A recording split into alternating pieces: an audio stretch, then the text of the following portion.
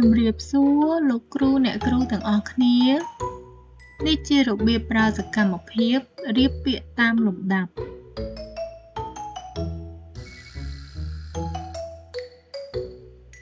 ដែលមាននៅក្នុងភាសាខ្មែរថ្នាក់ទី1 1.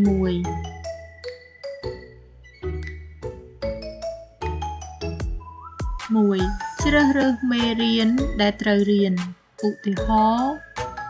ខ្ញុំជ្រើសរើសមេរៀនទី6 2.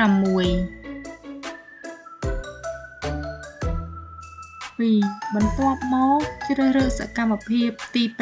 5រៀបពាក្យតាមលំដាប់ 3. ស្ដាប់ការណែនាំជាភាសាខ្មែរសូមចុចលើប៊ូតុងសំឡេងចូលរៀបពាក្យតាមលំដាប់ 4. ពាក្យខាងក្រោមនេះសិស្សត្រូវរៀបតាមលំដាប់ព្យញ្ជនៈនិងស្រៈមុនដំបូងសិស្សត្រូវមើលពាក្យដែលផ្ដើមពីព្យញ្ជនៈប្រសិនបើព្យញ្ជនៈមិនដូចគ្នាសិស្សត្រូវរៀបព្យញ្ជនៈណាសរសេរមុន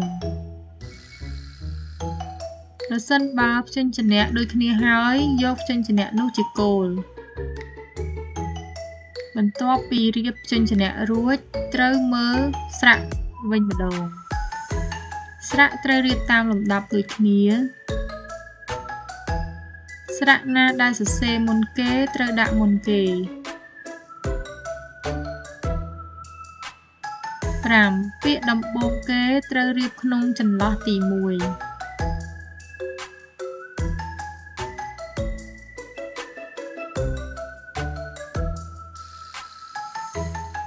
ពេលបំពេញចន្លោះរួចរាល់ចុចលើពាក្យយល់ព្រមដើម្បីទៅកាន់សំណួរបន្ទាប់ទៀត